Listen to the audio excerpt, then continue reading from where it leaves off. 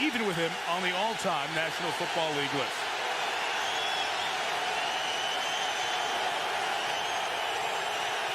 Opening drive starts from the 20. And Manning down the middle for Clark. And Dallas Clark into the clear. Opening play, touchdown, Colts, 80 yards.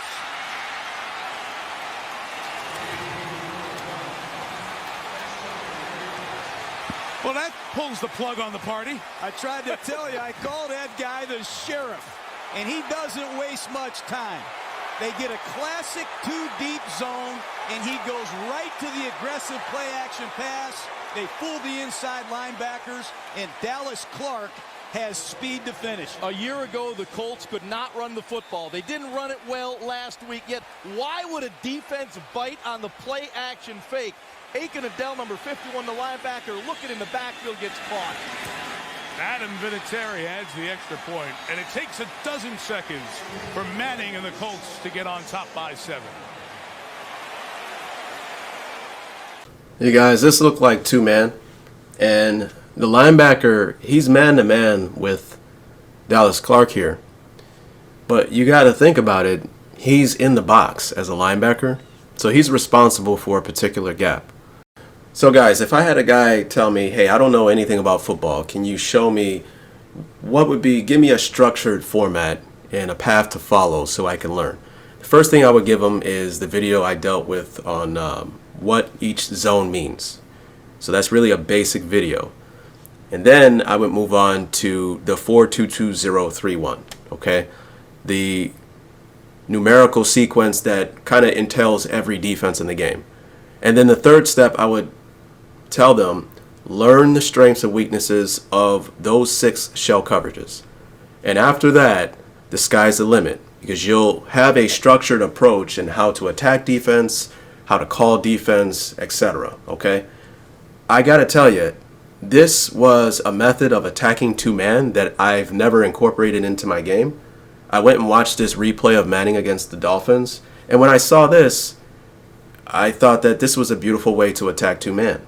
And it strikes with like the core element of football, trying to get a numbers advantage, okay, or putting players in the conflict. And when you think about it, with this defender in man-to-man coverage on Clark, and he's also responsible for a particular gap in the box, he is put into conflict if we run a play-action pass. If we just drop back pass, then he's just going to play his man. Obviously, he would want to play with inside leverage, I would assume, while playing two-man, okay? But with the play action, well, it might be a run. I have to honor my gap, and that's all it takes for you to hesitate at all. And Clark just runs right by him and runs like the little post into the deep middle of the zone, and the rest is history on this play. Go ahead and watch this. You'll see right here, there's the linebacker that's going to be responsible for Dallas Clark. The play action, you see him take one step up. That's all it takes is one step, and Dallas Clark gets behind the coverage. Both safeties are dividing, so there's a big void in the middle of the field. But Aiken Adele cannot take that step forward. This is what Peyton Manning, the sheriff, is a master at. So let's put ourselves in the position of a defender. He's in man-to-man coverage on the tight end. Let's say that he is responsible for a gap. You can kind of tell the amount of pressure or conflict that a player could be put into on a play-action fake. And you have the tight end just running right by you. The slight hesitation of sitting flat, especially allowing that guy to go inside where you are vulnerable on the defense, can be a problem. Now in Madden, when I check the run fits, I noticed that a run to the left here, the nickel back is responsible for backside, but if you run to him, they don't have him as a run fit responsibility, okay? So I wonder if that has something to do with wanting to keep the linebackers in the fit and not the nickel. Not sure, but on an action like this, you see how that linebacker is way out of position on a run to his side, and he has to honor man-to-man on the tight end. As you see here, snap the ball, and you know, I did this over and over and over again, and that's just another way you can attack two-man. So you guys, I decided to pick a random team. I went with the Bengals to test this out, went to the 49ers on defense, and I decided to, you know, I'm going to try the Bengals playbook. look through the playbook and look for instances in the play art where we can get the same situation whenever they are in two-man. I'm looking for a play where the tight end is obviously running a route off a play action, and what do you know? We got PA boot left. If they're a man-to-man and a linebacker is on the tight end, if he gets caught looking into the backfield, then we can get a really big play. Now, this is where I decided to pick a defense. So because we are in a base set with two tight ends, two receivers, and one back, if your opponent wants to match that personnel, they would be in a base set like 4-3, right? Now, you can one-up the personnel. That's what I call it, one up or one down. In other words, if we are in a base set like two tight ends, two wide receivers, and one back, and you want a one-up, then you would be a nickel. The problem with that is your defensive back would be matched up on a tight end. Now, if we were to throw the ball, then obviously that would be slightly an advantage for the defense because you have a corner defending a tight end in space. But on the flip side of that, if we were to run the ball, the nickel is involved in the run fit, well, then we would have a bigger player with a mismatch tight end involved on the nickel. Okay, so that's the way I look at things. That's why picking a formation like empty base flex is a disadvantage for the offense. Because when you pick that particular formation, it's an empty set, but you have base where you have like two wide receivers, two backs, etc., and a tight end, right? But if I know you're going to come out in that formation and there's no threat of a run because it's an empty set, then I can come out and dime. Now I got defensive backs defending your running back and tight end in space. So you may ask, well, why would you even have a formation like that in the game? Well, they have that because in real life, your opponent, the defense, they don't know what formation you're going to line up in.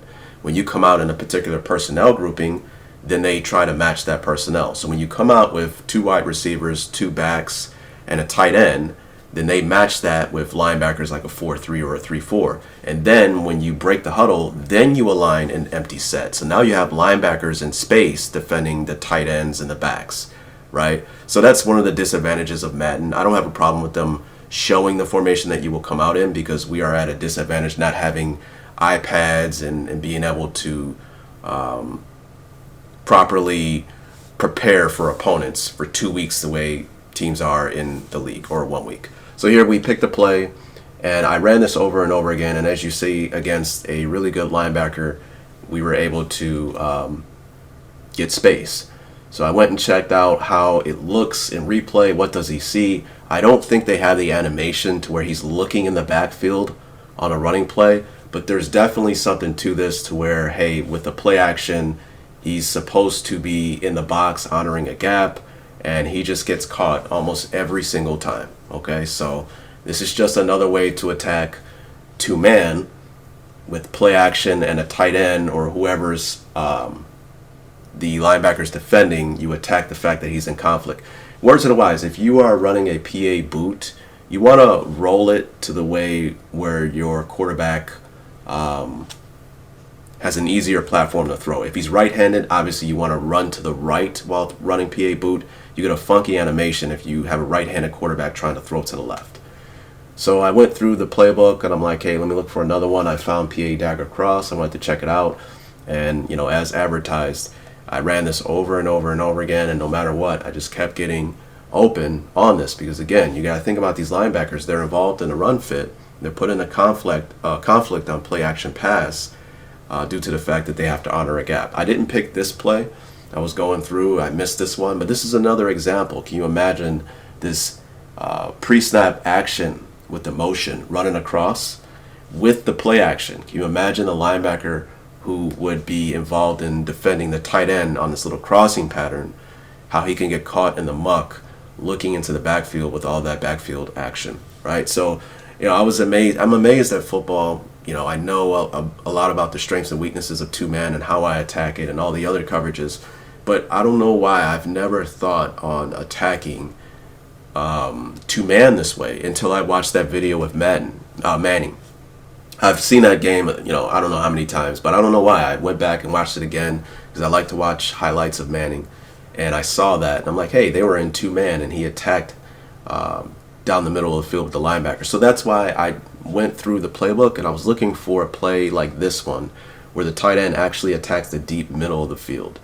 And as advertised, I just kept getting open on this throw. The problem was the safety over the top. So I tried to figure out ways to properly stretch him. I don't like how the linebacker or the tight end is running more towards the platform of where the safety is, right? But that, again, this is me just throwing the idea at you. Now you can go into your playbooks, go through it, look for instances where you have routes by the tight end paired with play action to where he's attacking the deep void down the middle of the field.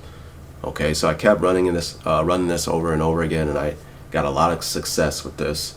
So definitely check this out. There are times where they get kind of a little bit way too involved in the play fake, as you see here. Then they actually run into each other as well, and you could see that deep void down the middle of the field. Okay, so this is me just operating with the Bengals playbook, and I continue to fiddle around with it. So again, you guys know my deal. I'm not here to just show you money plays. That's not me at all. I like to give you concepts, and I always say this, keep this in mind, right? When you learn one play, you learn one play, right? But when you learn a concept, you learn 1,000 plays, right? So why not try to learn concepts as opposed to plays?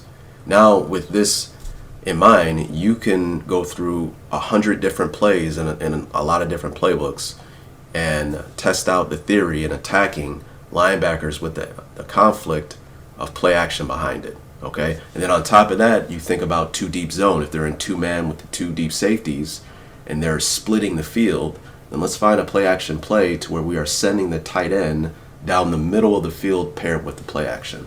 And this is how we can get big plays against two men. Okay, so obviously I'm going to pair this with my current playbook, Run Balanced, and I've already been doing it for great success. I run the single back ace formation, and we have a lot of good stuff in this playbook, PA All Go. We have a different play action that I use, and then I pair it with inside zone. So imagine pairing this with the run as well to really put a lot of pressure on your opponents. Now, obviously, we want to keep in mind the personnel grouping that they come out. So if they come out in dime, run it, right? If we are in a base set, now we can pick different runs to attack the front that you present and put you in a world of hurt, you know. So I have yet to see someone develop a scheme off of a 3 tight end set or a 2 tight end set. I can only imagine the amount of problems you can present to a defense by incorporating those particular formations and personnel groupings, and I think it would be a lot of fun to do so. So definitely check out, I think I did on the random playbooks, the Pittsburgh Steelers playbook, and I gave you a hint of running the 3 tight end formation, which can be a lot of problems, present a lot of problems for a defense. So I hope you guys got something from this video. I think I really want to get into a series that I'm going to title the library, I guess you can say, where I want to put together the strengths and weaknesses of all 6 of the shell coverages and kind of have a library where you can always go to whenever you want to refresh your memory on that. So hope you guys enjoyed the video. I hope you keep coming back for more. Peace.